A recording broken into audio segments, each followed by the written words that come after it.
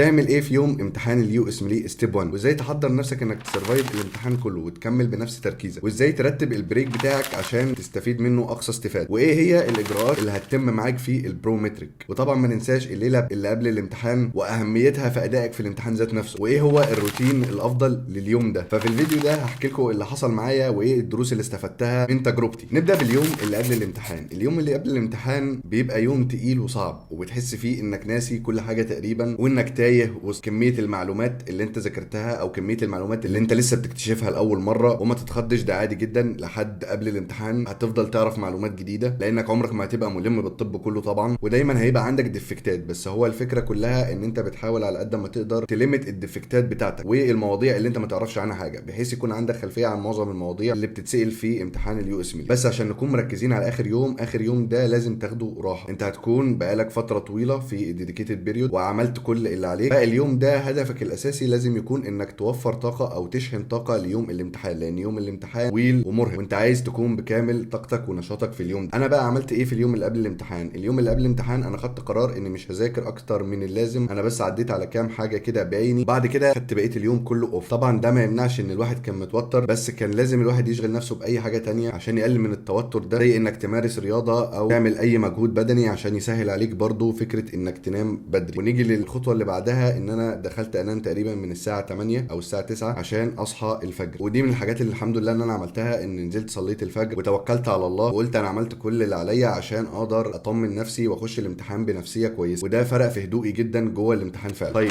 يوم الامتحان بقى هتمشيه ازاي؟ زي ما قلنا، انت هتصحى تصلي الفجر وتدعي ربنا انه يوفقك في الامتحان، وتحاول تهدي نفسك وما تستسلمش للتوتر، وتثق في البروسيس والمذاكره اللي انت ذاكرتها، وتبدا تحضر الحاجه اللي هتروح بيها للامتحان. هي بقى اهم الحاجات اللي تاخدها معاك للامتحان. في الامتحان انا كنت واخد معايا بار بروتين وقطعه فاكهه وشريط بنادول اكسترا والباسبور وحجز البرومتريك او حجز الامتحان. بار البروتين والفاكهه هم احسن حاجه تاكلها في فتره الامتحان، لانها مش بتعمل سبايك عاليه من الشوجر او من السكر تسحب الدم من الدماغ للمعده، وده اللي احنا عايزين نتجنبه في الفتره بتاعه الامتحان على قد ما نقدر عشان تبقى مركز طول الوقت. يستحسن ما تكترش قهوه او منبهات، لانها هتبقى مدر للبول وهتعمل لك ازمه كبيره جدا في الامتحان، لانك كل شويه عايز تقوم تروح الحمام، وانت مش مسموح لك تتحرك الا بعد ما تخلص البلوك كاملا وتبدا تاخد البريك. فصدقني مش هيبقى شعور لطيف ابدا وانت عايز تدخل الحمام وقاعد بتحل مثلا باقيلك 20 سؤال في البلوك. فلو ضروري القهوه يبقى حبه صغيرين قوي والصبح، وممكن تاخد معاك مشروب طاقه، بس تعمل حسابك ان انت هتشربه في اخر بلوك او اخر بلوكين مش قبل كده. وده برضو اللي انا عملته. طيب تجربتي في الامتحان عامه كانت ازاي؟ هو الاول انا كنت كاسر رهبه الامتحان، لان انا كنت دخلت البرومتريك قبل كده وانا بمتحن الفري 120. عشان كده انا باكد على اهميه الفري 120،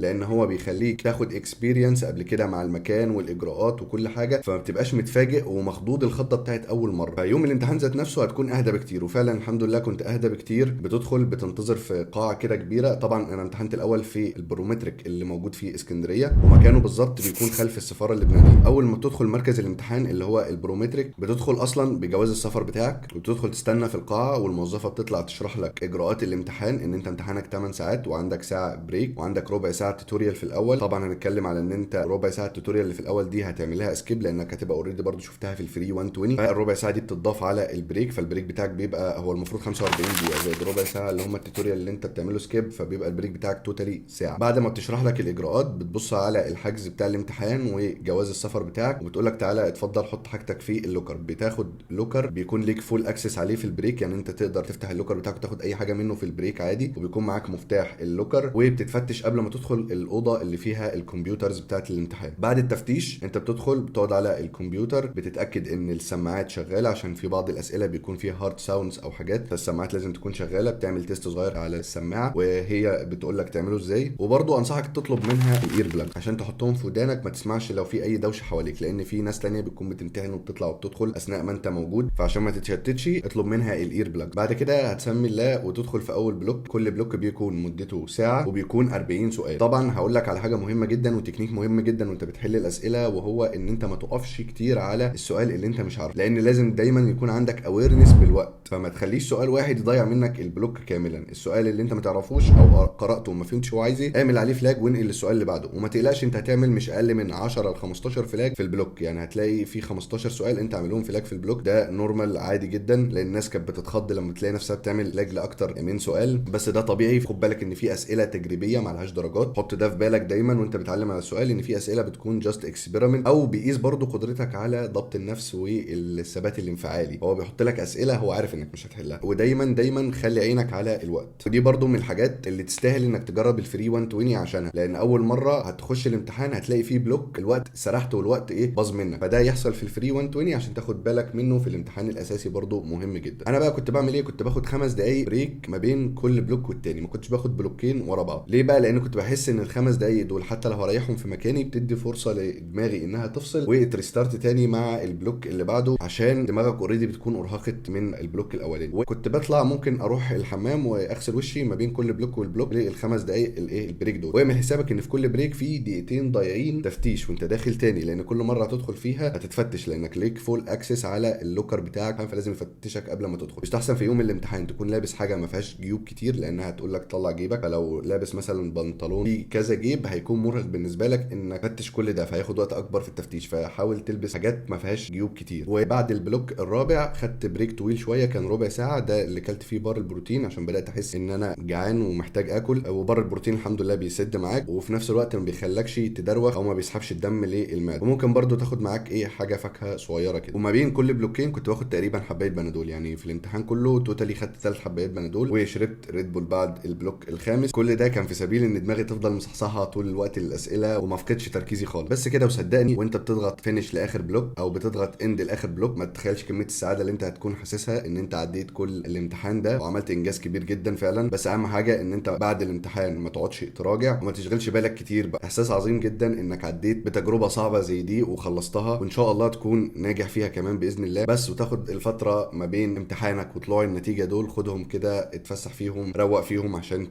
تشحن نفسك تاني. انت عديت بتجربه صعبه جدا فكافئ نفسك بقى عليها. لو عايز تعرف اكتر عن امتى بدات تحضير المعادله وعملت ايه بالظبط في فتره التحضير وازاي كنت بذاكر وايه هي اهم الاخطاء اللي ارتكبتها في فتره التحضير عشان ما تكررهاش، هتلاقي كل ده موجود في الفيديو ده هنا.